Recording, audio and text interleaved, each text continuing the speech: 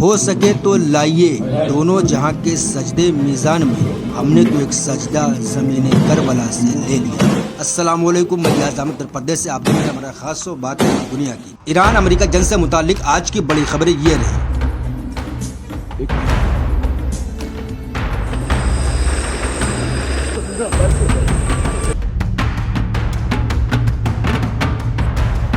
ये महिला ईरान के हथियारों की सबसे बड़ी डीलर है। भाई साहब, इन 3-4 खबरों में एक खबर बहुत ही हैरान कुन है, आपको जरूर सुनना चाहिए। तो चलिए शुरू करते हैं आज की पहली बड़ी खबर के साथ। भाई साहब, मिडिल ईस्ट में सीज फायर खत्म होने से पहले तनाव चरम पर है। 22 अप्रैल की शाम 2 सप्ताह का संघर्ष विराम यानी सीज फायर समाप्त हो रहा है और इससे ठीक पहले अमेरिकी राष्ट्रपति डोनाल्ड ट्रंप और इजरायली प्रधानमंत्री बेंजामिन नेतन्याहू ने ऐसे बयान दिए हैं जिसने जंग दोबारा शुरू होने की आशंका और बढ़ गई। अमेरिकी राष्ट्रपति ने साफ कर दिया है अगर ईरान ने उनकी शर्तों पर समझौता नहीं किया तो बुधवार को डेडलाइन के बाद बहुत सारे बम गिराने शुरू हो जाएंगे। उन्होंने social media platform truth social पर लिखा है कि अगर ईरान ने ये डील नहीं मानी तो अमेरिका उसके हर एक पावर प्लांट और हर एक पुल को तबाह कर देगा। वहीं इजरायली प्रधानमंत्री बेंजामिन नेतन्याहू ने यरूशलेम में एक समारोह के दौरान कहा कि तेल अवीव का ईरान में अधूरा काम अभी भी बाकी है। उन्होंने कहा है कि दुनिया पहचानती है कि इजराइल अपना बचाव करने के लिए दृढ़ संकल्पित है। नेतन्याहू ने यह भी कहा कि इजराइल अपने कंधों पर पूरी पश्चिमी सभ्यता को ढो रहे हैं। नेतन्याहू के इस बयान ने साफ कर दिया है कि इजराइल युद्ध को जारी रखना चाहता है और उसका ईरान में कोई ना कोई मिलिट्री एजेंडा जरूर है। वहीं दूसरी तरफ भाई साहब, ईरान ने अमेरिकी धमकियों को खारिज करते हुए साफ कर दिया है कि वो धमकी के साये में कोई बातचीत नहीं करेगा। ईरानी संसद के अध्यक्ष और मुख्य वार्ताकार मोहम्मद बाकिर गालिबाफ ने कहा कि ट्रंप बातचीत को समर्पण की मेज में बदलना चाहते हैं। उन्होंने ये भी कहा कि ईरान ने पिछले 2 हफ्तों में युद्ध के मैदान में नए कार्ड तैयार कर लिए हैं। ईरान के राष्ट्रपति मसूद पेजिशकियान ने भी कहा है कि अमेरिकी व्यवहार पर ईरान का गहरा ऐतिहासिक अविश्वास है। दूसरी तरफ भाई साहब, ईरान के इस्लामी रेवोल्यूशनरी गार्ड कोर IRGC के एक ट्रेनिंग सेंटर का विजुअल सामने आया है जिसने पूरी दुनिया को चौंका दिया। इस वीडियो में IRGC के जवानों को योग और स्ट्रेचिंग प्रैक्टिस करते दिखाया गया, जिसके साथ ही अगली जंग की तैयारियां भी की जा रही हैं। रिपोर्ट के मुताबिक ईरान ने ऐसे कई ट्रेनिंग सेंटर बना रखे हैं जहां नेक्स्ट लेवल वार की तैयारी जोरों पर है। ये तस्वीरें और वीडियो सोशल मीडिया पर तेजी से वायरल हो रही। ये विजुअल IRGC के किसी गुप्त ट्रेनिंग सेंटर का बताया जा रहा है जहां सैनिकों को शारीरिक और मानसिक रूप से मजबूत बनाने के लिए योग और स्ट्रेचिंग जैसी तकनीकें सिखाई जा रही हैं। भाई साहब, यह युद्ध की नई तैयारी है। ईरान समझ गया है कि आने वाली जंग सिर्फ मिसाइलों और ड्रोनों से नहीं बल्कि जमीनी स्तर पर भी लड़ी जाएगी, इसलिए वो अपने सैनिकों को हर तरह से तैयार कर रहा है। रिपोर्ट के मुताबिक ईरान के पास ऐसे कई ट्रेनिंग सेंटर हैं जहां नियमित रूप से सैनिकों को प्रशिक्षित किया जाता है। ये सेंटर सिर्फ ईरान में नहीं बल्कि उसके सहयोगी देशों में भी स्थित हैं। इन सेंटरों में IRGC के जवानों को anti ship missile firing, diving, naval mines बिछाना और अलग अलग तरह के जहाजों को ऑपरेट करने का प्रशिक्षण दिया जाता है। भाई साहब, विशेषज्ञों का मानना है कि IRGC का योग और स्ट्रेचिंग प्रैक्टिस के साथ ट्रेनिंग करना कोई साधारण बात नहीं है। ये दिखाता है कि ईरान नेक्स्ट लेवल वार के लिए पूरी तरह तैयारी कर रहा है। जहां एक तरफ वो ड्रोन और मिसाइलों से दुश्मन को निशाना बना रहा,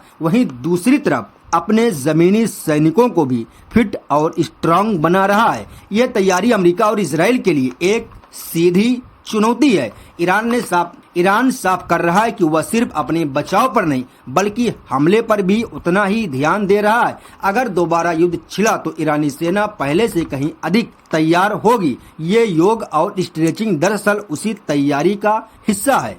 इजरायली विशेषज्ञ इसे गंभीरता से ले रहे हैं। एक अमेरिकी रक्षा विश्लेषक ने कहा कि ईरान जिस तरह से अपने सैनिकों को तैयार कर रहा है वो चिंताजनक है। भाई साहब, फिलहाल ये तो तय है कि ईरान कोई भी मौका हाथ से नहीं जाने देना चाहता। वो अपनी सेना को हर मोर्चे पर मजबूत कर रहा है, चाहे वो नई मिसाइल हो, ड्रोन हो या सिमुलेशन तकनीक हो या फिर जवानों की फिटनेस। ये योग का विजुअल सिर्फ एक तस्वीर नहीं है, ये अमेरिका और इजराइल के लिए एक साफ चेतावनी है कि ईरान किसी भी जंग के लिए पूरी तरह तैयार है। वहीं दूसरी तरफ भाई साहब अमेरिकी राष्ट्रपति डोनाल्ड ट्रंप को लेकर एक चौंकाने वाला बयान सामने आया है। पूर्व CIA एनालिस्ट लैरी जॉनसन का कहना है कि ट्रंप ने हाल के एक आपातकालीन बैठक के दौरान ईरान के खिलाफ परमाणु हमले के लिए न्यूक्लियर कोड्स का इस्तेमाल करना चाहा था, लेकिन चेयरमैन ऑफ द ज्वाइंट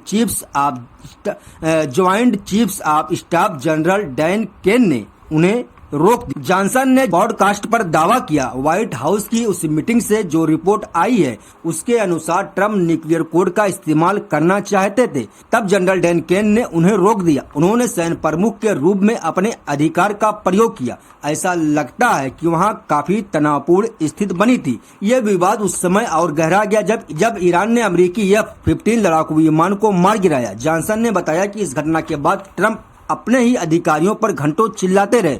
उनके इस व्यवहार के चलते ही सैन्य अधिकारियों ने उन्हें सीधे सिचुएशन रूम में जाने से भी रोक दिया, क्योंकि उनकी बेसब्री और गुस्से को ऑपरेशन के लिए खतरा माना गया। हालांकि जॉनसन के इस दावे की अभी तक आधिकारिक तौर पर पुष्टि नहीं हुई।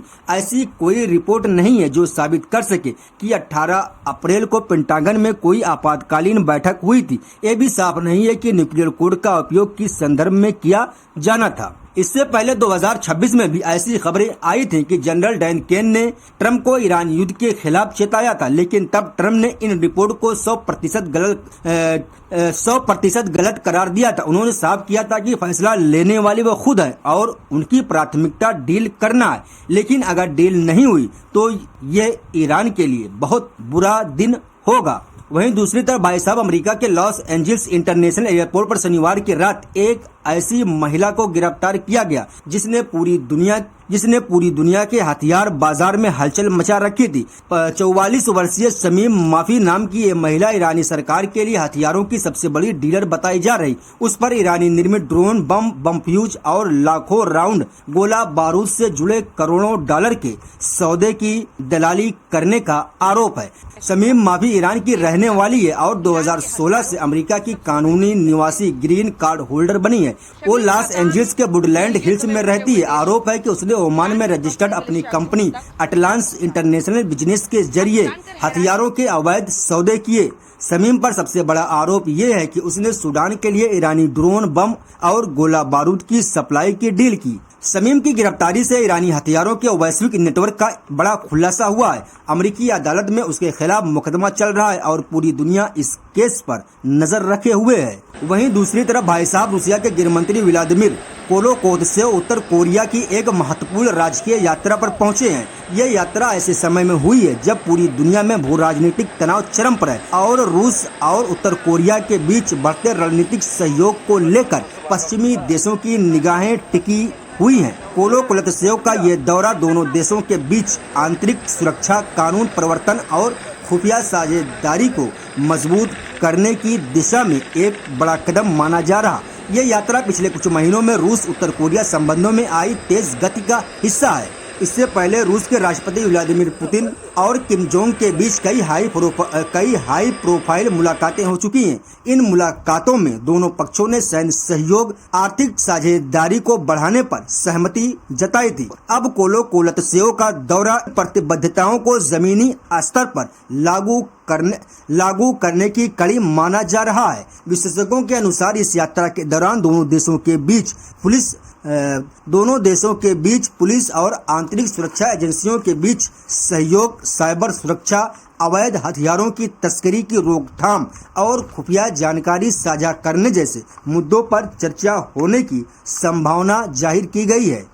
इसके अलावा भाई साहब दोनों देशों के बीच वीजा मुक्त यात्रा और नागरिकों की आवाजाही को आसान बनाने जैसे प्रस्तावों पर भी विचार हो सकता है। उत्तर कोरिया के सरकारी मीडिया ने कोलोकोत्सेव के आगमन को दोस्ताना यात्रा करार दिया। रिपोर्ट के अनुसार प्योंगयांग हवाई अड्डे पर उनके स्वागत के लिए उत्तर कोरियाई अधिकारियों के एक उच्च स्तरीय प्रतिनिधिमंडल तैनात था। इस यात्रा को दोनों देशों के बीच अटूट एकता के प्रतीक के रूप में प्रस्तुत किया जा रहा है। कोलोकोत्सेव की यात्रा कितने दिनों की होगी और इसके क्या परिणाम होंगे, इसकी जानकारी अभी सामने नहीं आई है, लेकिन एक बात तो तय है कि यह दौरा रूस और उत्तर कोरिया के बीच